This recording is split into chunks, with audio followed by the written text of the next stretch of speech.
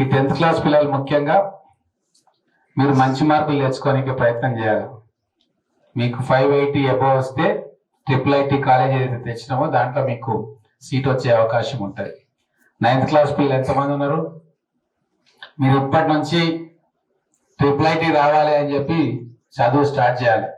ఈ ఎగ్జామ్ అయిపోయాక కూడా 10th క్లాస్ కోసం మీరు ఇప్పటి నుంచే కష్టపడితే మీకు కూడా మంచి మార్కులు వస్తాయి.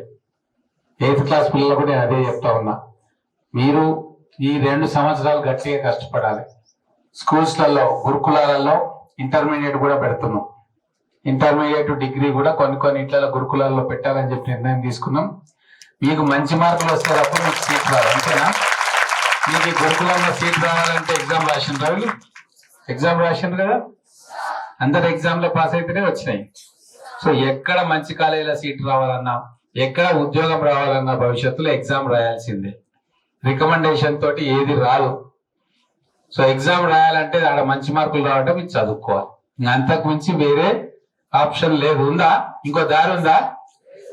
కాబట్టి ఇప్పుడు మీకు ఇప్పుడు పొద్దున్న లేస్తే మీకు బ్రేక్ఫాస్ట్ వస్తుంది, తర్వాత లంచ్ వస్తుంది, డిన్నర్ వస్తుంది, ఉండడానికి మంచి బిల్డింగ్ ఉంది, అన్ని వసతులు ఉన్నాయి, మీకు పాఠాలు చెప్పడానికి టీచర్లు మీతోటే ఉన్నారు, వార్డెన్స్ ఉన్నారు, ఇంకేం కావాలా?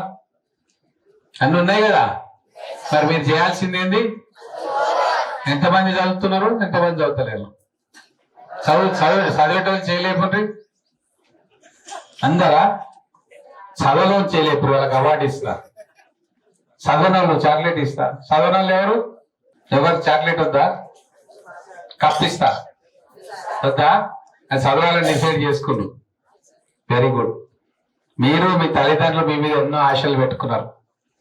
గవర్నమెంట్ స్కూళ్ళల్లో మీరు చదువుతున్నారంటేనే మీ పేరెంట్స్ కష్టం చేసి బతికేవాళ్ళు, రైతులు కావచ్చు, కార్మికులు కావచ్చు, లేదా పనులు చేసే వాళ్ళు కావచ్చు, అంతేనా? బాగా పైసలు ఉన్న వాళ్ళ పిల్లలు ఉన్నారా? ఇక్కడ లేరు కదా. అందరూ కూడా మధ్యతరగతి, దిగువ మధ్య తరగతి కుటుంబాల నుంచి వచ్చిన పిల్లలు. మీకు మీ తల్లిదండ్రులు ఆస్తులు ఏమి ఇవ్వలేరు, వాళ్ళు మీకు కేవలం ఇచ్చేది విద్య మాత్రమే.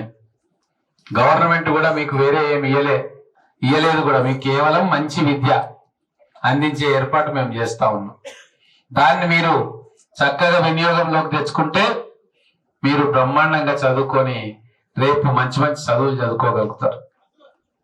లేదు టైంపాస్ చేసి గ్రూపులు కట్టి గ్యాంగులు కట్టి ఈ 3-4 సంవత్సరాలు మీరు వేస్ట్ చేస్తే మీరు ఈ కాలేజీ నుంచి, స్కూల్ నుంచి బయటికి పోయినాక మీకు ఏమి కూడా గౌరవం దక్కదు. దక్కుతుందా? మీ తల్లిదండ్రులు కూడా మిమ్మల్ని కోపంతోనే చూస్తారు. మా పిల్లగాన్ని కష్టపడి చదివి స్కూల్లో జరిపించిన గురుకుల పాఠశాలలో చదువుకోలేదు, పాడైపోయిండు అంటారా? కాబట్టి మీరు ఈ 4 ఏళ్ళు 8th క్లాస్ వాళ్ళు ఉన్నారు, 9th, 10th, 11th, 12th 4 ఏళ్ళు గట్టి కష్టపడాలి. అప్పుడు మీకు ఏదైనా ప్రొఫెషనల్ కోర్సులో జాబ్ అడ్మిషన్ వస్తుంది. ఇంజనీరింగ్ కావచ్చు, ఇంకే రకరకాల కోర్సులు ఉన్నాయి. 10th క్లాస్ పిల్లలు కూడా మరి ఈ సంవత్సరం ఏం చదివినో నాకైతే తెలియదు, కానీ ఎగ్జామ్లో భయపడకుండా రాయండి. కాబట్టి మీరు మంచిగా చదువుకుంటే మీరు మళ్ళా గవర్నమెంట్ కాలేజీలోనే రూపాయి ఖర్చు లేకుండా చదువుతారు.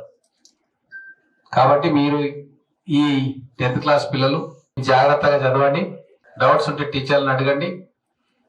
అలాగే ముఖ్యంగా 9th క్లాస్ పిల్లలు మీరు నెక్స్ట్ ఇయర్ మీరు ప్రిపేర్ కావాలి గట్టిగా చదువుకోవడానికి. మీరు ఈ 1 సంవత్సరం మీరు గట్టిగా కష్టపడి మీకు అవకాశం ఉంది IIITలో సీట్ తెచ్చుకోనికే, ఇప్పటి నుంచే మీరు ట్రైనింగ్ తీసుకోనికే. మంచి మార్కులు మీకు వస్తే IIITలో సీట్ వస్తుంది. ఒక్కసారి మీకు IIITలో సీట్ వస్తే 6 సంవత్సరాలు, 2 సంవత్సరాలు ఇంటర్మీడియట్, 4 సంవత్సరాలు ఇంజనీరింగ్, మొత్తం ఖర్చు గవర్నమెంటే భరించి మీరు IIIT నుంచి బయటికి పోగానే మీకు పెద్ద కంపెనీలు మీకు ఉద్యోగం ఇవ్వడానికి సిద్ధంగా ఉంటాయి. కాబట్టి మీ లక్ష్యం 10th క్లాస్లో మంచి మార్కులు తెచ్చుకోవాలి, IIITలో సీట్ సంపాదించుకోవాలి. కొంతమందికే వస్తుంది అది. మిగతా వాళ్ళు కూడా ఇంటర్మీడియట్ జాయిన్ అయ్యి ఆ 2 సంవత్సరాలు కష్టపడితే మీకు ఏదైనా ప్రొఫెషనల్ గా రేపు ఇంజనీరింగ్ ఎంట్రన్స్ కానీ, మెడికల్ ఎంట్రన్స్ కానీ, మిగతా ఎంట్రన్స్లలో మీరు క్వాలిఫై అవుతారు. మంచి ర్యాంక్ వస్తే మంచి సీట్ వస్తుంది. కాబట్టి ఇదంతా దృష్టిలో పెట్టుకోవాలని చెప్పి మిమ్మల్ని అందరినీ కూడా సూచిస్తూ, మళ్ళీ తర్వాత ఈ మీ ఎగ్జామ్స్ అయిన తర్వాత మీ ఊర్లలో సెలవులకు పోతారు. పోయి మళ్ళీ మీరైతే ఇప్పుడైతే రిటర్న్ వస్తారో అప్పుడు మళ్ళా మీ దగ్గరకు వచ్చి ఇంకా ఎక్కువ సమయం మీతో స్పెండ్ చేస్తా. మీరందరూ కూడా మంచిగా చదువుకొని జీవితంలో ఉన్నతమైన స్థానాలకు పోవాలని చెప్పి మనస్ఫూర్తిగా కోరుకుంటూ సెలవు తీసుకుంటా ఉన్నాను. జై హింద్, జై తెలంగాణ.